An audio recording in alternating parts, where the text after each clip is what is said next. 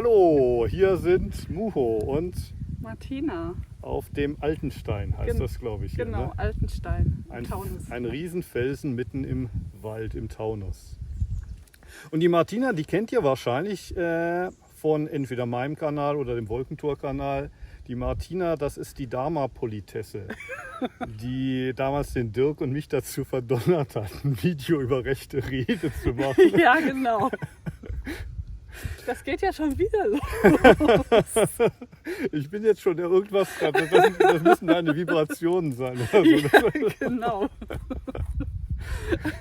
Ja, du hast mich wieder eingeladen, ne? Ja, Also morgen fahren wir zusammen in die Schweiz. genau. Ins Felsentor. Und gestern habe ich bei dir in deiner Gruppe in Bad Schwalbach heißt es. Bad Schwalbach. Schwalbach. Genau. Ja. Einen Vortrag gehalten. Ja? Und ich glaube, der war ein bisschen kürzer, als du dir das vorgestellt hattest. Ja. Da hast du uns noch zu einer extra Runde Sazen verdonnert am Ende. Ja, obwohl ich ein bisschen kürzer gesessen habe. Ne? Ja, wir haben eine Viertelstunde früher aufgehört. Wie war der Vortrag? Ganz okay. Hattest du dir so vorgestellt oder hätte Nee. ich mehr? Ich hatte dich ja gefragt, irgendwie Themenwünsche oder so, es kam nichts. Es ne? kam Also, nichts, genau. Ich hatte auch in meiner Gruppe vorher gefragt, Ja, was die ja. gern hören wollten. Und die haben gesagt, naja, der Muho hat ja schon 1000 Videos gemacht. wir brauchen eigentlich nichts mehr. Eigentlich brauchen wir das alles nicht mehr. Was sollen wir denn jetzt noch? Genau. Und dann hast du ja so ein bisschen was über Avalokiteshvara erzählt. Ja, und ja. ich habe ein bisschen schon wieder vergessen. muss ich Na, sagen. wen es interessiert, ich glaube hinter diesem Video, wir werden das dann Ja. anschließen, ne? so eine Stunde oder so. Ja, Geschwurbel, ne? genau. Über Avalokiteshvara und was, den Enso, ne? Den Kreis. Genau, Enso. Und genau, was ist das? Was ist das? war Genau. die Frage. Ne? Ja. Auf dieser Kalligraphie stand in japanischen Lettern, sagt man ja nicht, Kanjis. Ja. Was ist das? Und da hast du so ein bisschen was dazu gesagt, dass wir uns eigentlich die Frage stellen sollen, wenn wir Sazen sitzen, was wir hier überhaupt machen. Also, wenn wir jetzt hier das Video drehen, was machen wir hier Was überhaupt? machen wir hier Das überhaupt? frage ich mich auch gerade. Oder was macht ihr, wenn ihr euch das zuschaut? Ne? Ja, Da gibt es bestimmt bessere Dinge zu tun, als sich solche Videos anzugucken. genau. Morgen geht's in die Schweiz und ich glaube, du hast dich geärgert, dass du nur die zweite Assistentin bist. Ja, genau. Was machst du so als zweite Assistentin da? Naja, ich läute die Glocke und schlage die Tacos und sage die Zeiten an und Sagst den Ja, Leuten, dass sie sag den aufschließen Leuten. sollen beim Kinhin? genau, immer Ja. schön am Mann bleiben, sozusagen, Manndeckung, wie beim Fußball. Genau. Ja, also Felsentor, wenn wir das Video hochladen, hat wahrscheinlich das Session schon begonnen. Aber danach sind wir in Halle. Zweimal, ne? genau. Kloster-Session und Talk-Session, da sind noch Plätze frei. Also Ja, falls ihr uns hier nicht nur bei YouTube schwurbeln hören wollt, sondern die Martina, den Dirk oder mich live erleben wollt in Halle. Und danach in Heilbronn, da weiß ich nicht, ob es da noch freie Plätze gibt. Ne? Aber besonders das Talk-Session, da gibt es noch ein Dutzend oder so. glaub ich. nein, Nein? ich habe eben mal reingeguckt, es sind noch 5 oder 6 Plätze 5 oder frei. 6, also beeilt euch. Ne? Genau, und bei den 7-Tages-Session ist nur noch ein Platz frei. Ein Platz. Ja, dann Wenn ist ihr es voll. gutes Karma habt, ne? Ihr könnt noch einen freien Platz ergattern. Ja, genau. Das heißt ja immer, die Sessions wären so teuer. Kannst Echt? du da was zu sagen? Normale Preise, würdest du sagen? Ich würde schon, also Hm. wenn man irgendwo anders ein Seminar bucht, Ja, also es glaube ich, ist ist es alles teurer als im Wolkentor. nicht so, dass sich Ja. der Dirk dann eine goldene Nase verdient. Ne? Ja, und man bekommt ja wirklich Ja, 10 Stunden Begleitung. So, ja. ja. Ja, der Dirk sagte mir das auch irgendwie nach Doxan. Im Doxan-Raum ein Psychotherapeut, der verdient 130 € pro Stunde. Und Ja. Ja. ich kann mir kaum hier den Cappuccino leisten. Genau. Genau. Ja. Ja. Wir machen uns heute noch einen schönen Tag hier. Ne? Genau. Wir machen heute ein bisschen Ausspannen. auschillen und sind deshalb heute mal hier in den Wald gewandert, auf den Altenstein. Ja. Und gestern Abend haben wir noch schön gefeiert. Ja. Es war wirklich eine ganz nette Runde. Es war ja nur so ein Mini-Session und wir haben zwar gesessen und haben haben deinen Vortrag gehört und es wurden auch ganz schöne Fragen gestellt und danach stand halt so im Vordergrund so Zusammensein. Das gehört ja auch dazu. Ne? Miteinander reden und Sangha. So. Ja. Und du hast ja gesagt, alles ist Sangha, außer der Günther. Außer Günther waren viele Günthers jetzt.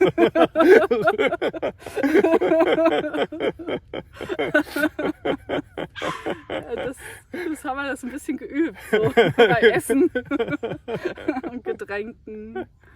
Ja. Ein bisschen Alkohol gab es auch. Ne? Ich wurde gefragt, ist das erlaubt, Alkohol? Und ich habe gesagt, ja.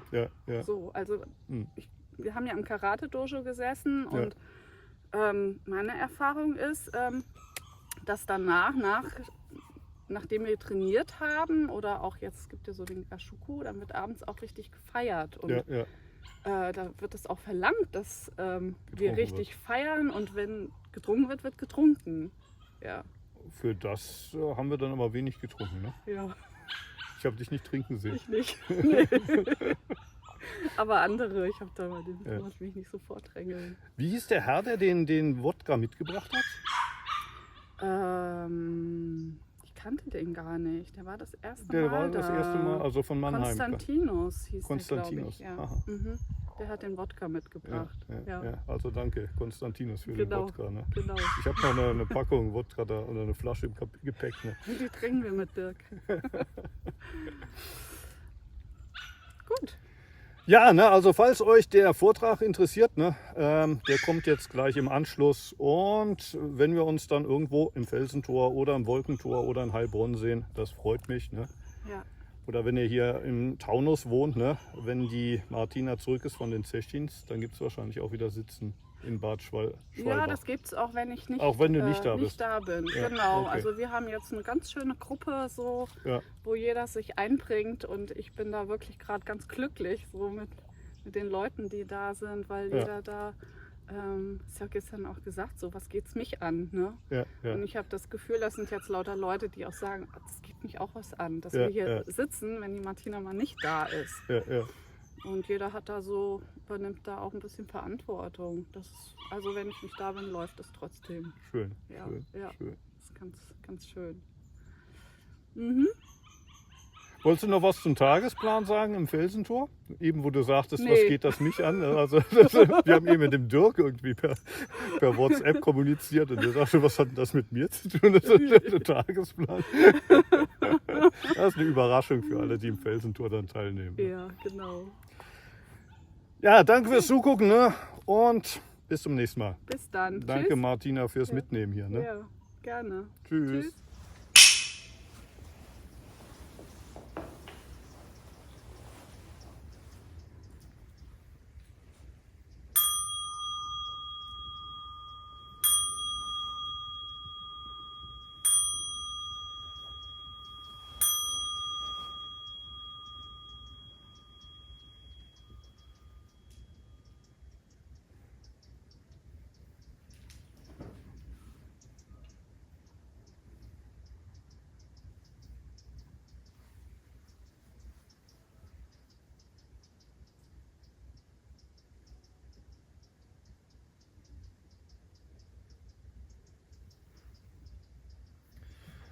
Ja, hallo, ich bin Muho und ich freue mich, heute hier mit euch in Bad Schwalbach sitzen zu können.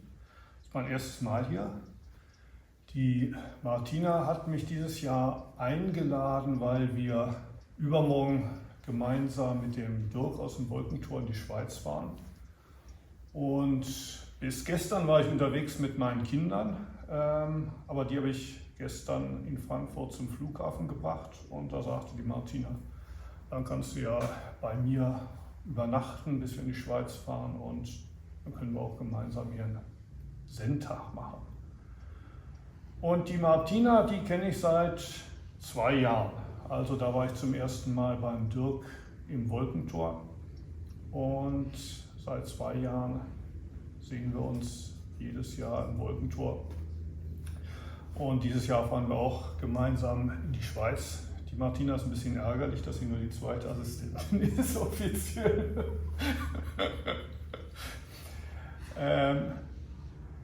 Ja, und vielleicht komme ich ja auch hier häufiger mal vorbei.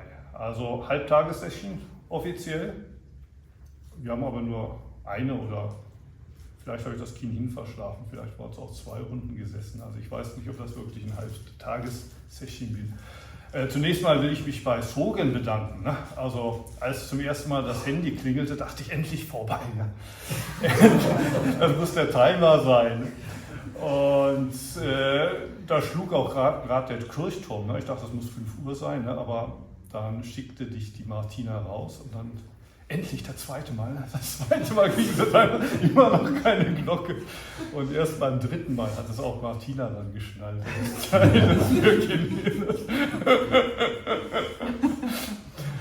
Also danke dafür.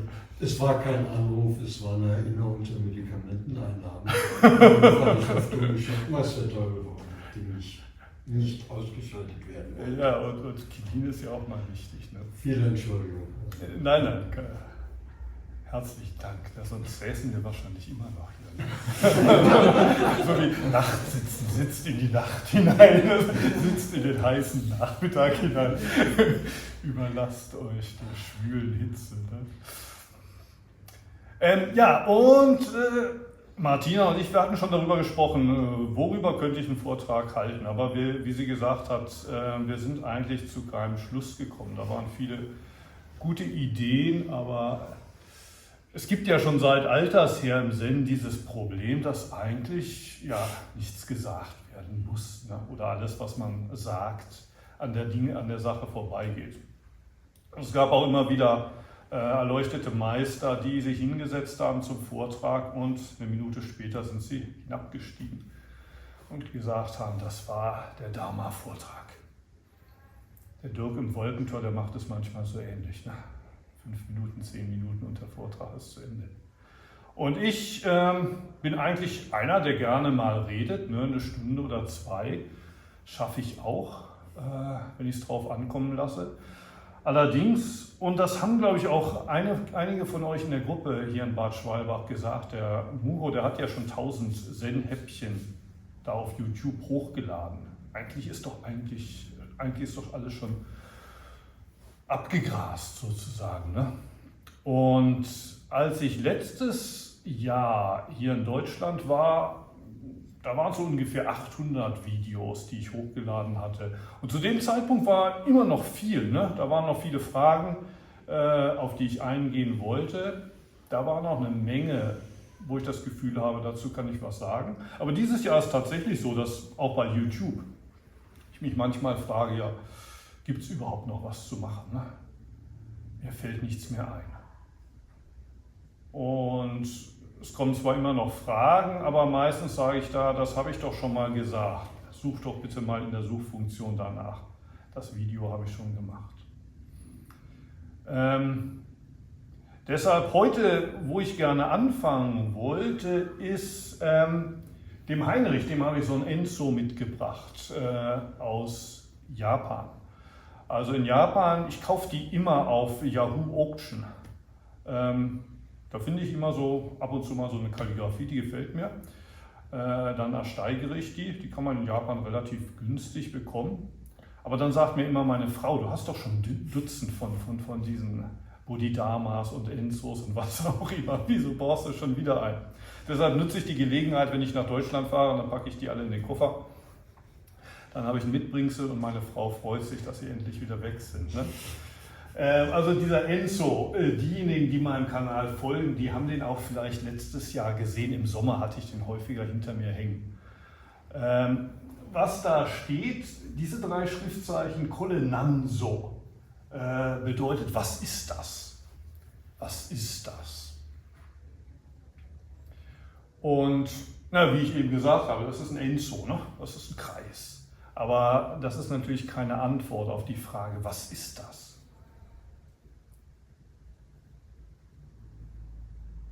Was ist dieser Kreis oder was bedeutet der Kreis? Das ist ein typisches Koan. Und dieses Koan bezieht sich natürlich nicht nur auf den Kreis, sondern zum Beispiel, wir haben jetzt 1 Stunde gemeinsam gesessen. Was ist das? Was haben wir da gemacht? Ja, wir haben Zazen gemacht. Buddhistische Meditation. Aber was ist das? Was macht man, wenn man Zazen macht? Was habt ihr gemacht in dieser einen Stunde? Warum habt ihr das gemacht? Und die meisten von euch haben es wahrscheinlich nicht zum ersten Mal gemacht. Wahrscheinlich werdet ihr es nochmal machen. Warum? Was macht ihr da, wenn ihr Zazen macht? Was ist das, Zazen? Oder man kann es auch auf sich selbst beziehen. Ich bin der Muho aus Osaka, ich bin 56, aber wer bin ich wirklich? Wer ist das, der da sagt, er ist Muho, er lebt in Osaka? Wer ist das? Wer ist das, der hier spricht?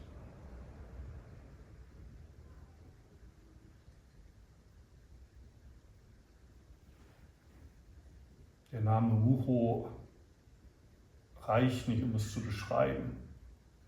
Manche von euch wissen wahrscheinlich, dass ich in Wirklichkeit Olaf Nölke heiße, aber Olaf Nölke reicht auch nicht, um es zu beschreiben. Was ist das? Was ist das, was morgens in den Spiegel blickt und erkennt sich im Spiegelblick und hat trotzdem das Gefühl, aber das bin ich eigentlich nicht.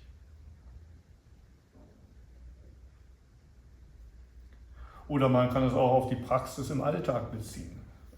Wir wissen, glaube ich, alle, dass Zen nicht nur auf dem Kissen stattfindet, sondern dass die eigentliche Praxis beginnt, wenn man runterkommt vom Kissen. Oder Martina sprach von diesem Dilemma, eigentlich will ich nach Japan ins Kloster, aber dann ist auch die Familie. Und sie hat sich für die Familie entschieden. Denn das ist ja genauso gut Praxis, vielleicht noch mehr Praxis als im Kloster. Aber was ist Praxis im Alltag?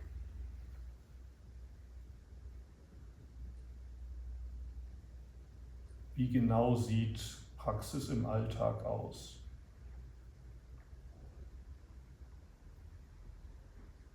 Im Zen gibt es eine sehr wichtige historische Figur, das ist der Bodhidharma, von dem es heißt, dass er Zen vor inzwischen 1500 Jahren aus Indien nach China gebracht hat, der oft mit einem Bart und in eine Decke eingehüllt beim Sitzen dargestellt wird. In die Decke eingehüllt, weil er aus Indien kam und in China war es kalt. Und er soll zunächst mal dem chinesischen Kaiser begegnet sein. Das ist vermutlich eine Legende, aber auch diese Legenden sind wichtig. Und der chinesische Kaiser hatte sich sehr für die Verbreitung des Buddhismus in China eingesetzt und viele Tempel gebaut und viele Sutren aus dem Sanskrit ins Chinesische übersetzen lassen. Und viele Nonnen und Mönche ordinieren lassen und die in ihrer Praxis unterstützt. Und als erstes fragt er den Bodhidharma, was für Verdienste habe ich erworben durch meine Praxis, dadurch, dass ich den Buddhismus auf diese Weise unterstützt habe. Und Bodhidharma sagte, keine Verdienste, 0 Verdienste. Und daraufhin fragte der Kaiser Bodhidharma, was ist die eine Sache, die eine heilige Wahrheit des Buddhismus, um die es geht?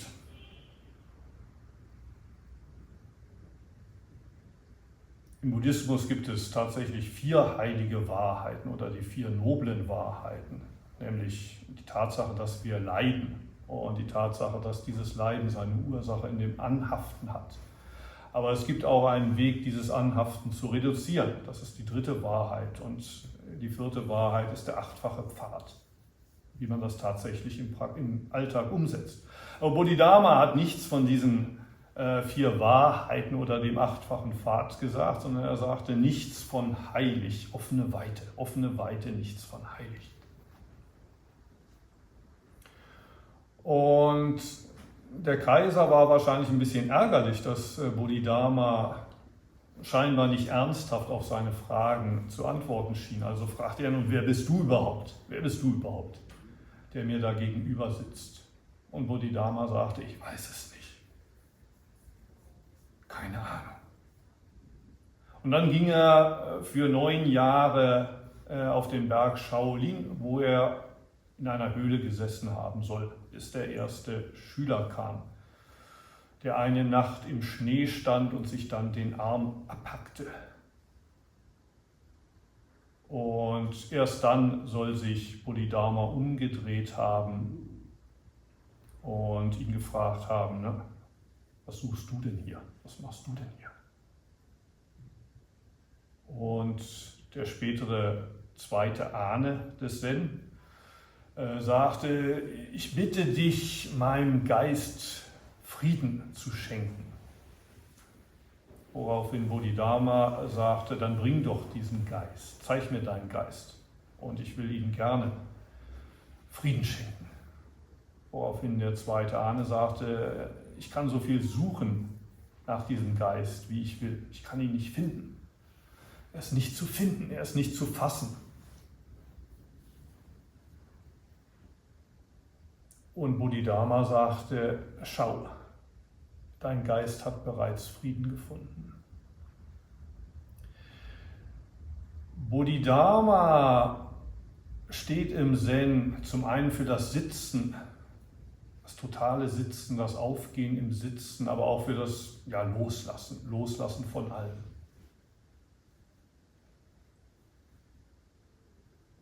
Das demonstriert er durch sein 9-jähriges Sitzen in der Höhle.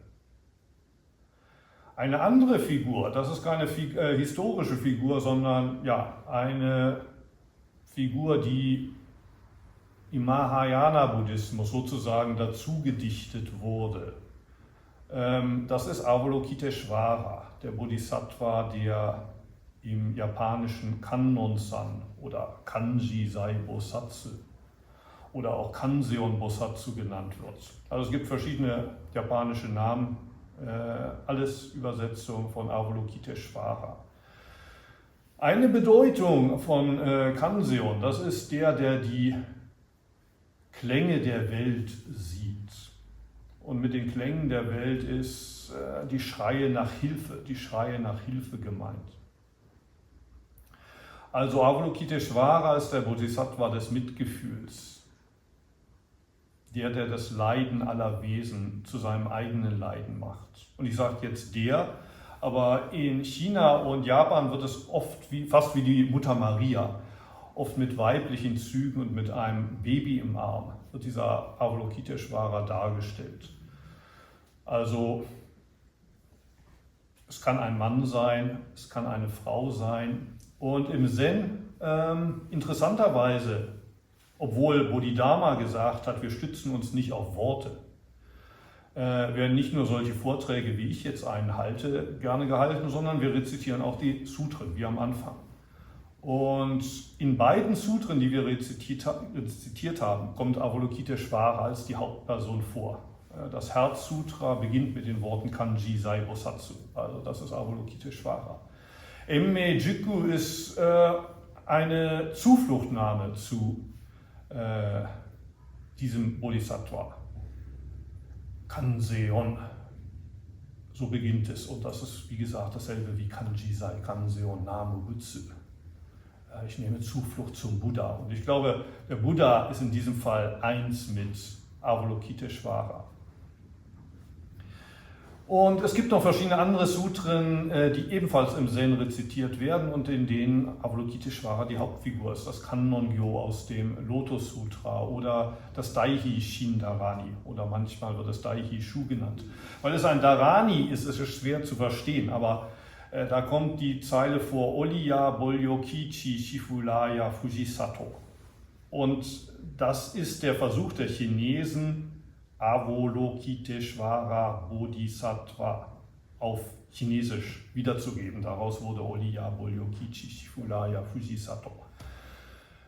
Auch in diesem Dharani geht es um Avalokiteshvara. Und ich glaube, es ist kein Zufall, dass wir diese zwei Figuren haben. Einmal den Bodhidharma, der für 9 Jahre alles losließ und selbst als ein Schüler kam und ihn bat, ihm eine Antwort zu geben, sich erstmal noch nicht mal umdrehte. Und dann aber auch Avalokiteshvara, die für andere da ist, die das Geschenk, das man auf dem Kissen erhält, mit anderen teilen möchte.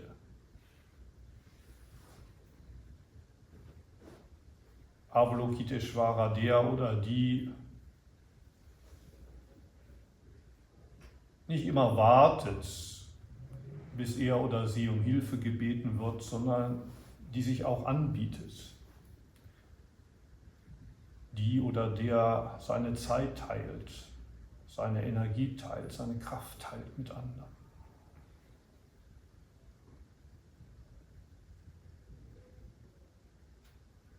Wenn wir das Emme Jiggu Kannongyo rezitieren, auf den ersten Blick ist es ja fast ein Hilferuf.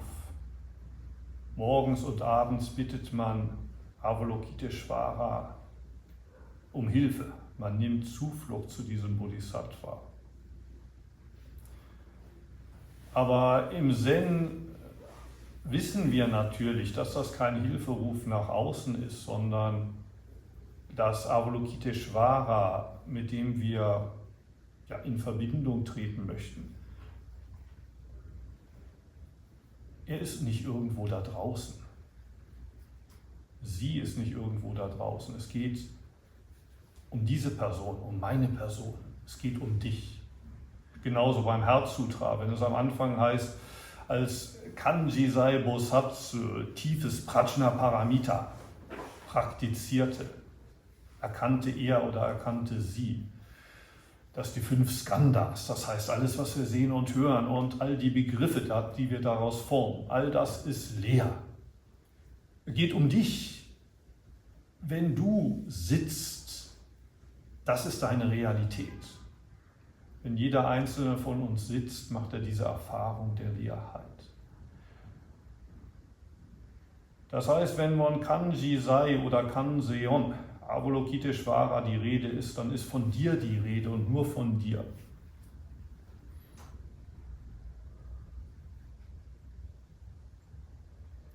Jeder einzelne von uns ist einer der 1000 Arme von Avalokiteshvara. Aber ich glaube, jeder von uns kennt trotzdem das Gefühl, dass man sich manchmal wünscht, dass da noch ein zweiter oder dritter Arm ist, der einem ein bisschen helfen könnte. Dass man sich manchmal alleine fühlt auf dem Weg. Zumindest ist das eine Erfahrung, die ich immer wieder gemacht habe. Auch als ich dann schon Abt war in Antaiji, also vor inzwischen mehr als 20 Jahren. Da hatte ich die Dharma-Übertragung von meinem Meister bekommen. Das war 2001 oder so. Ich dachte daran, irgendwann gehe ich zurück nach Deutschland, mache dann eine Zen-Gruppe auf. Aber bevor ich das mache, ich möchte das in Japan machen. In Japan gibt es zwar viele Zen-Tempel, aber es gibt wenig Gruppen wie diese, wo sich ganz normale, in Anführungszeichen, Menschen treffen. Wie normal wir wirklich sind, ist eine andere Frage. Aber Menschen mit einer Arbeit, mit Familie, die aber trotzdem diesen Weg praktizieren wollen. In Japan gibt es 75.000 buddhistische Tempel, die ein Fünftel davon, 20%, sind Zen-Tempel. Und in jedem wohnt in der Regel ein Priester mit einer Familie, aber der praktiziert nicht unbedingt Zen, sondern er kümmert sich um die Gemeinde, das heißt, er macht Beerdigungszeremonien. Und die Gemeinde erwartet auch in der Regel wenig mehr als das. Das heißt, ein Dojo wie dieses, ein Ort, wo tatsächlich Zazen praktiziert wird, ist in Japan unter Umständen schwer zu finden. Also dachte ich mir, ich gehe erstmal nach Osaka, das ist eine Großstadt, das Ballungszentrum hat ungefähr 8 Millionen Einwohner. Und da wird es bestimmt Menschen geben, die so eine Gelegenheit suchen, Studenten oder Leute mit Arbeit, mit einem Job, die vor der Uni Zazen machen wollen. Ich musste dann allerdings feststellen, das Leben in der Stadt ist nicht so billig. Ich hatte kein Geld, um die Miete zu bezahlen, also schlug ich ein Zelt im Park auf. Damals lebten viele Obdachlose im Park und ich gesellte mich einfach dazu. Und morgens um 6 setzte ich mich draußen auf eine Reismatte, hatte mein eigenes Safu und dann noch 3, 4, 5 daneben gelegt, damit jeder, der Lust hat, sich zu mir setzen konnte. Und am Anfang saß ich oft alleine, aber dann ging ich in ein Internetcafé und machte das auch im Internet publik. Und dann irgendwann saß ich mit einer anderen Person zu zweit, zu dritt, manchmal waren es sogar 4 oder 5. Wenn 4 oder 5 da waren, dann hatte ich das Gefühl, wow, ist ja voll heute. Ist ja voll heute, viele Leute da. Aber dann ein halbes Jahr später starb mein Meister und es hieß am Anfang, kannst du nicht, das war im Winter beim Schneeräumen, da ist er mit dem Bulldozer ins Tal gestürzt. Am Anfang hieß es, kannst du nicht bis zum Frühjahr auf den Tempel aufpassen. Ich hatte 4 ältere japanische Dharma-Brüder und es sah so aus, als ob einer von denen wahrscheinlich den Job übernehmen würde.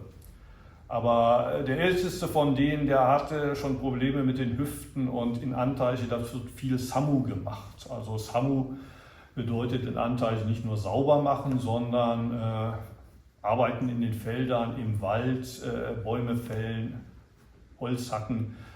Das Kloster ist selbstversorgend. Wenn man ein gewisses Alter erreicht hat, ist es schwierig. Der zweite in der Reihenfolge sagte, ich würde es schon machen, aber ich bin verheiratet und meine Frau ist dagegen. Solange ich mich nicht scheiden lasse, ich kann nicht zum Abt werden. Der dritte war gerade frisch in einem Tempel zum Priester ernannt worden und die Gemeinde hatte eine große Zeremonie für ihn veranstaltet. Das hatte viel Geld gekostet. Der sagte, ich kann doch jetzt die Gemeinde nicht wieder im Stich lassen. Ich kann es auch nicht. Und der vierte hatte sich irgendwie aus dem Staub gemacht. Und da hieß es irgendwann im Frühjahr, ja, vielleicht kann es ja auch der Mucho. Und auf die Weise bin ich mit nur 33 Jahren plötzlich der Abt in einem großen Kloster. Also das Kloster selber ist nicht so groß, aber es hat 50 Hektar Land und dadurch, dass früher Leute wie der Kodo Sawaki oder Kosho Chiyama Äbte waren, ist es auch sowohl in Japan als auch international recht bekannt. Ne? Und plötzlich lastet das auf den Schultern eines 33-Jährigen. Und ich hatte damals das Gefühl, ja, wenn ich diesen Job nicht mache, ne, wird es keiner machen. Ich muss den Job machen.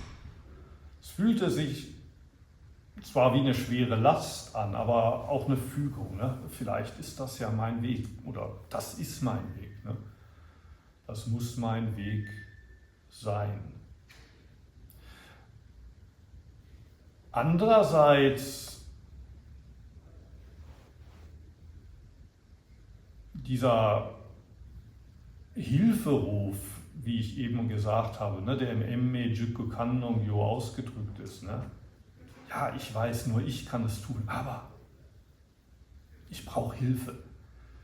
Der hat mir damals auch sehr aus der Seele gesprochen. Ne? Bitte hilf mir, Avalokiteshvara, so gut es geht, als dein Arm hier zu wirken. Und bitte, wenn es geht, dann schick mir noch 1, 2 Arme zur Unterstützung.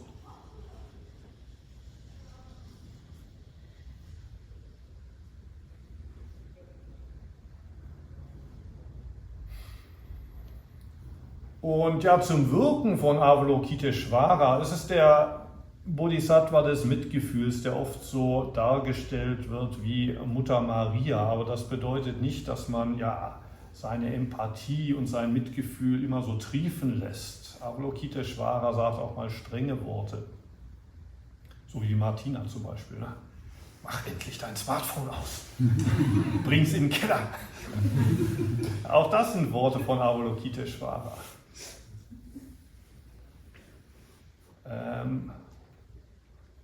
Manchmal tut es weh, wenn man solche Worte, wenn man gerne vielleicht liebevollere Worte sagen würde, aber man weiß, in dieser Situation muss ich streng sein.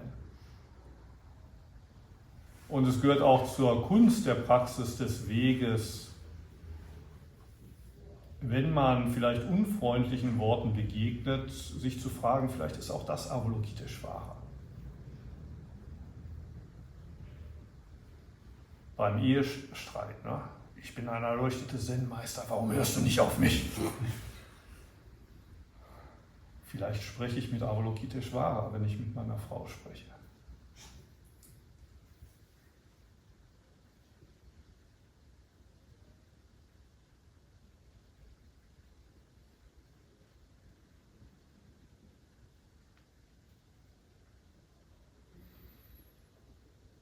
Martina hat mir den Gefallen getan, dass wir etwas länger gesessen haben, ne? Etwas länger als 5 und es sind immer noch eine Viertelstunde bis um 6, ne? Ich soll bis um 6 schwätzen. Fragen und Antwort, das können wir ja auch hinterher noch machen, aber wenn jemand jetzt an diesem Ort etwas teilen möchte, eine Frage stellen möchte oder ein ganz neues Thema vielleicht noch hat, über das ich sprechen könnte. Also ich bin immer noch offen, ich bin immer noch ein bisschen auf der Suche über das, was ich sprechen könnte. Also das Thema ist ja schon angesprochen worden. Ja. Seine Familie. Ja. Ich selbst bin auch verheiratet und Ja. Meine Frau ist jetzt seit einem Jahr in etwa melden sich die Anzeichen, dass sie dement ist. Das heißt, ich kann zu Hause nur noch relativ wenig weg. Und gut, das ist ein Punkt, wo ich meine Praxis beeinträchtigt sehe. Einfach, weil ich nicht mehr einfach wegfahren kann, für 4 Tage oder 5 Tage. Ich denke, das ist vielleicht ein spannendes Thema, weil du bist ja auch verheiratet und hast auch noch für Kinder zu sorgen. Wie kriegt man das geregelt? Wie kriegt man das gewuppt? Die kurze Antwort ist vermutlich, du kriegst es nicht geregelt. Du kriegst es nicht geregelt. Also ich habe geheiratet, als ich zum Abt berufen wurde. Ne? Also ich hatte in Osaka eine junge Japanerin kennengelernt, mit der ich mich gut verstand. Und als ich dann zum Abt berufen wurde, fragte ich sie, würdest du nicht mitkommen in die Berge? Also sie war sich nicht sicher, sie war in der Großstadt aufgewachsen. Weder Zen interessierte sie so sehr als das selbstversorgende Leben, aber dann kam sie doch mit, relativ schnell hatten wir dann 2 Kinder, später kam noch das 3. dazu. Und wenn ich als Abt gefragt wurde, mein Meister ist ja früh gestorben, ne? Wer ist jetzt dein Meister? Ne? Du bist noch Mitte 30, wer ist dein Meister? Meine Antwort war immer, ja, die Leute, die hier nach Antaiji kommen, sind meine Meister, aber auch meine Frau und meine Kinder sind Meister für mich. Und ich glaube, in der Theorie, das klingt ganz schön so, ne? Die Familie ist auch eine Sangha.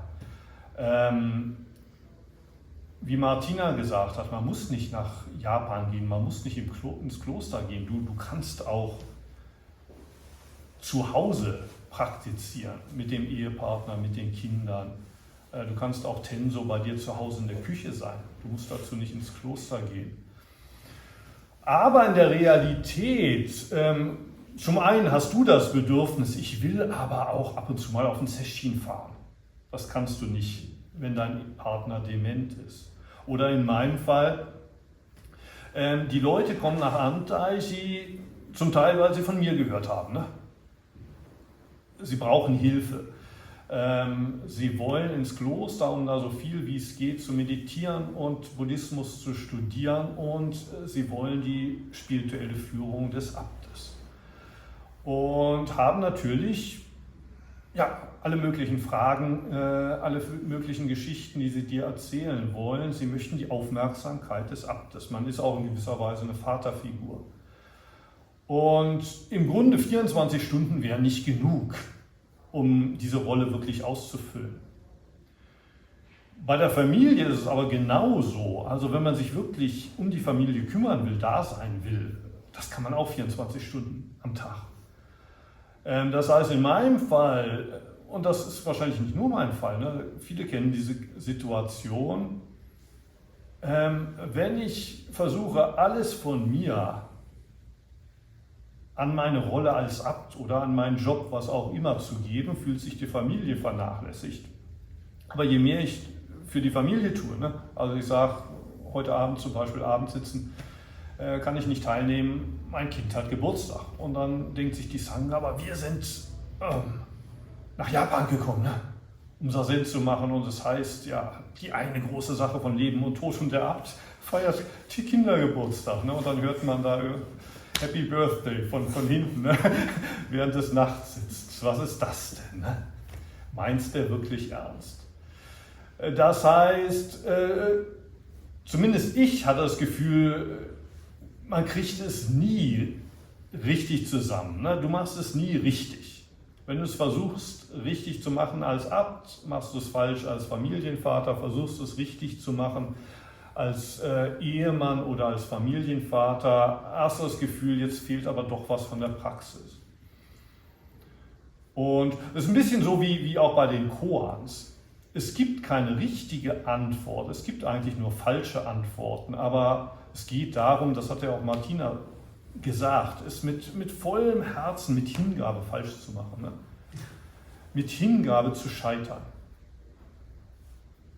Und wenn ich sage, es gibt keine richtige Antwort, also manche würden dann sagen, okay, dann mache ich es halt irgendwie. Und das meine ich nicht. Ne? Also das meine ich, wenn ich sage, du musst es mit Hingabe machen, du musst es mit vollem Herzen falsch machen. Du musst mit vollem Herzen scheitern. Und das habe ich immer wieder versucht, ne, in den letzten 30, 40 Jahren, und ich hoffe, es ist mir manchmal gelungen, mit vollem Herzen zu scheitern. Ne? Zumindest das Scheitern, ne, das werden dir meine Schüler und auch meine Ehefrau bestätigen. Ne? Der war aber nicht so ein toller Abt im Kloster, der war aber nicht so ein toller Ehemann, so ein toller Familienvater. Aber ich glaube auch, das schwingt auch mit in dem Emmejuku Kannongyo. Ne? Ich kann es nicht. Ne? Morgens, bitte, Avalokiteshvara, Bodhisattva, und abends nimmst du wieder Zuflucht. Ne? Und du bist nie dieser Arm. Ne? Manche von euch, die Koans machen, kennen dieses Koan, ne? Das, ja, ich bin's, ne? Ich bin's, ja, aber irgendwie ist es man auch nicht. Ne? Und trotzdem versuchen, es immer wieder von neuem versuchen, auch wenn man weiß, ich werde scheitern als Avalokiteshvara. Ne? Immer wieder von neuem mit ganzem Herzen scheitern. Das ist, glaube ich, das Einzige, was ich dazu sagen kann. Ne?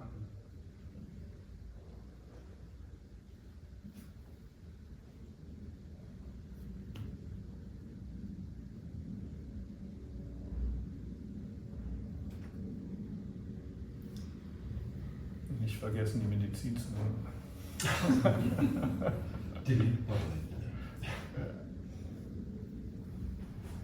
Irgendwelche anderen Fragen? Irgendwelche anderen Dinge? Ja, hier? habe ich gerne eine Frage. Ja. Seit ungefähr 40 Jahren springt mir ein Begriff im Kopf rum. Ja.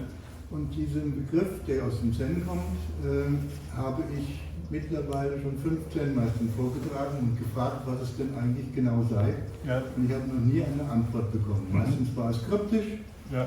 Meistens war es schwer verständlich, ja. Und manchmal war es auch mehr einem Koran ähnlich als eine ja, sagen wir mal, nachvollziehbare Antwort. Und dieses Begriff ist Shikantasse. Und ich würde gerne mal fragen, was du antwortest, wenn ich dich frage, was ist Shikantasse? Ja, du weißt wahrscheinlich, die japanischen Schriftzeichen bedeuten so viel wie einfach sitzen. Einfach sitzen, ja. Einfach sitzen.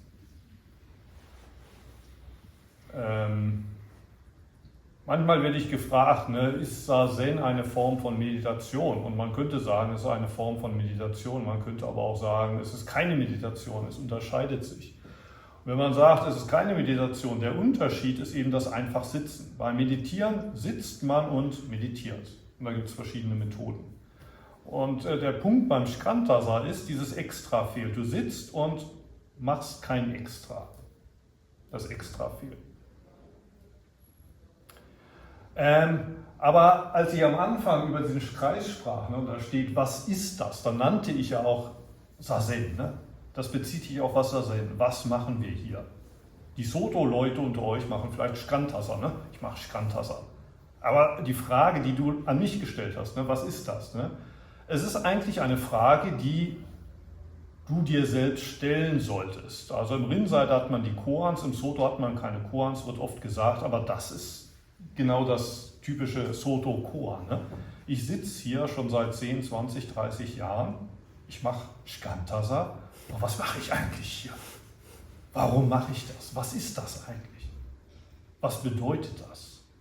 Und das ist vielleicht auch ein Grund, weshalb dir die Meister da keine irgendwie so Bedienungsanleitung geben konnten oder Definition, mit der man arbeiten kann. Das genau bedeutet Shkantasar. Denn es bedeutet eben genau davon loszulassen, ne? Von diesem Bedürfnis, ich will aber jetzt genau wissen, was das ist, und dann kann ich es auch machen. Dann kann ich mir auch sicher sein, dass ich auf dem richtigen Weg bin. Shkantasar ist ein bisschen wie ein Sprung ins kalte Wasser, aber keiner hat dir erklärt, wie man schwimmt. Ne? Und jetzt strampelst du da. Und mal idealerweise irgendwann kommt man an den Punkt, wo man merkt, ich muss gar nicht strampeln, ich treibe ja auch so. Am Anfang ist man sich da nicht so sicher. Ne?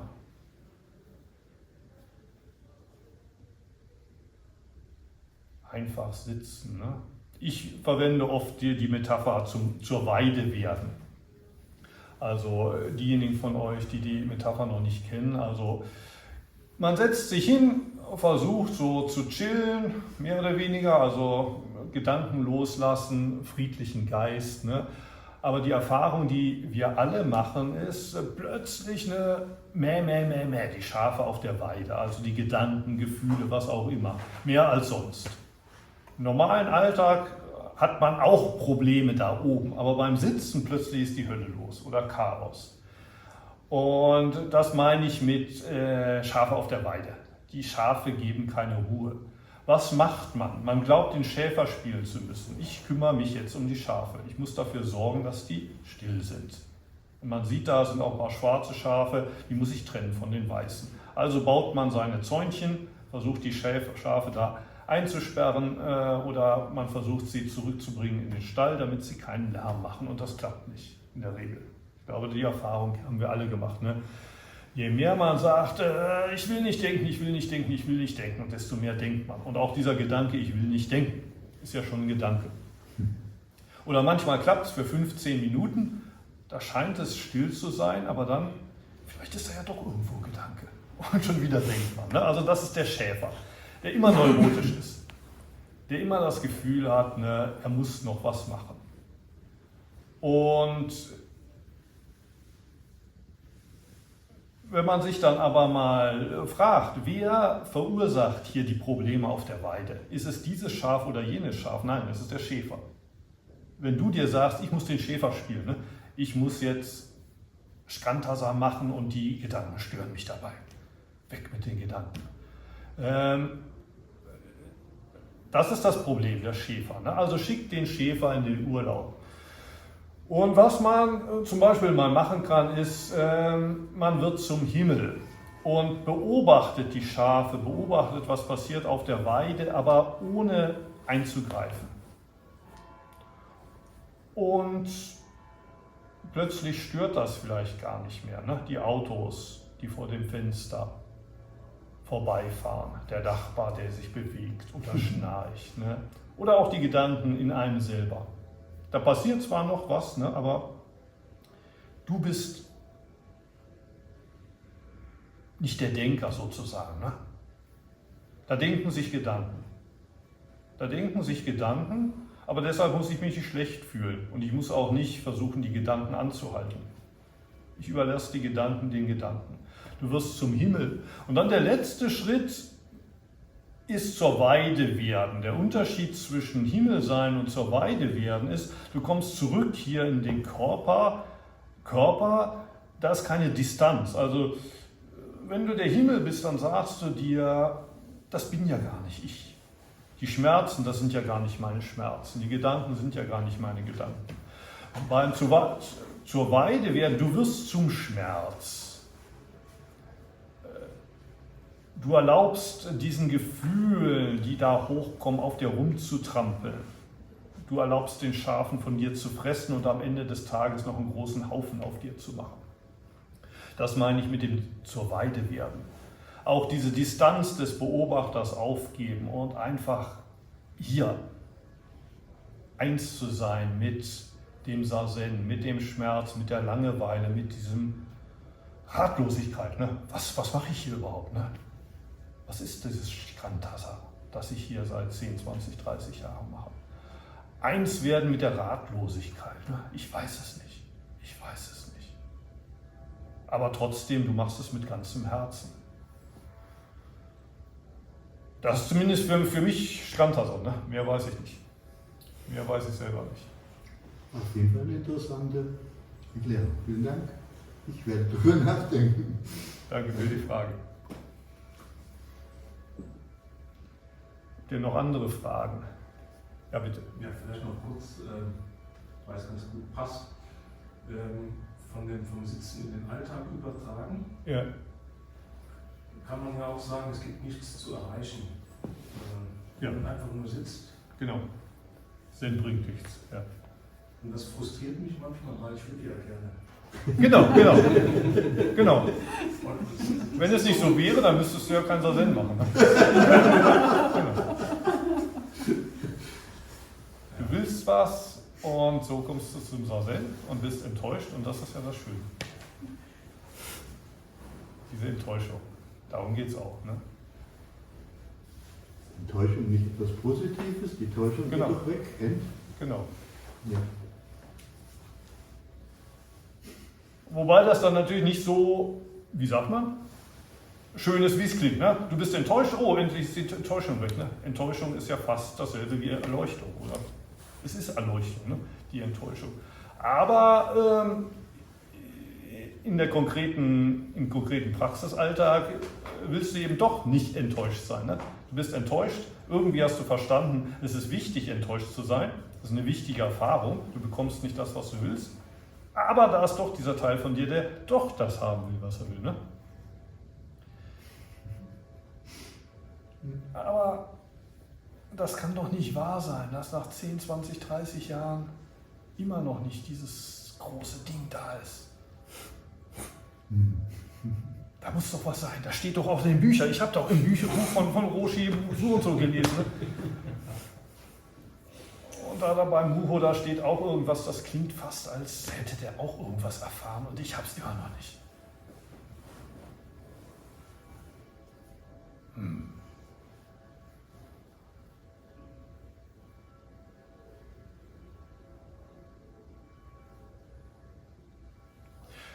Also in meiner Tradition, der Kodo Sawaki ist ein wichtiger Name. Ne? Und der sagt immer wieder, Sazen ist unzufriedenstellend. Ne?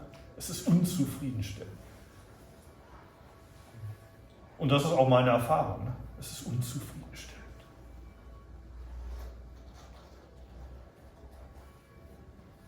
Wenn du nach Zufriedenstellung suchst, ja, kannst du gut essen gehen.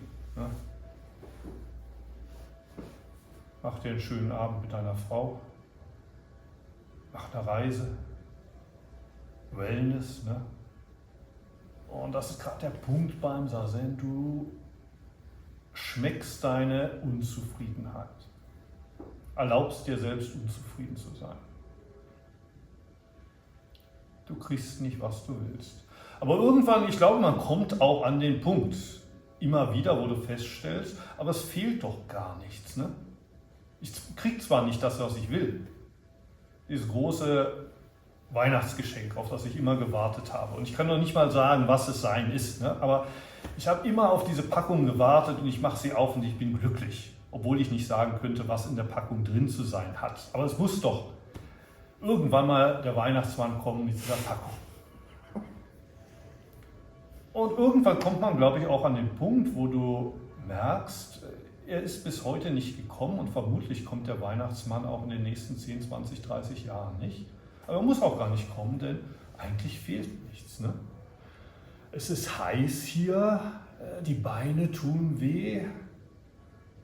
Was der Muho da zu erzählen hat, ist auch ein bisschen langweilig und So toll sind die Fragen auch nicht, aber eigentlich ist es auch ein schöner Tag. Ne? Die Glocken läuten und es fehlt nichts. Und immer wieder kommt dann vielleicht auch der alte Mann selbst und sagt, ja, aber ich hätte doch noch da was gerne. Ne? Muss man mitleben, ne? Oder mitsitzen. Mitsitzen, immer wieder damit sitzen. Dieses kleine, nörgelnde Kind, das sagt, ich hätte aber doch gerne noch ein kleines Kensho. Und dann hast du dein Kensho und bist immer noch unzufrieden. Und das ist gut so. Ne? Das ist gut so. Denn die Meister, die zufrieden sind mit ihrer Erleuchtung, vor denen sollte man sich hüten.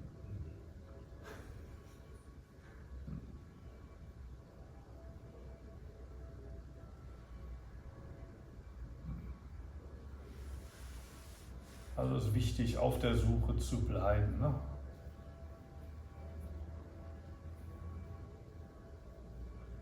Zu wissen, es fehlt mir nichts und trotzdem weiter zu suchen.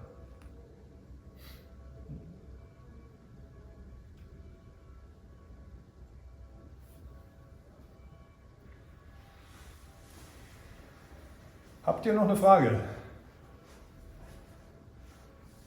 Wenn nicht, es wird wahrscheinlich auch jetzt am Abend noch Gelegenheit geben für leichtere oder auch tiefere Gespräche, wie ihr das wünscht. Ne? Ich bedanke mich nochmal bei Martina für die Organisation und bei jedem Einzelnen von euch fürs Kommen, fürs Zuhören.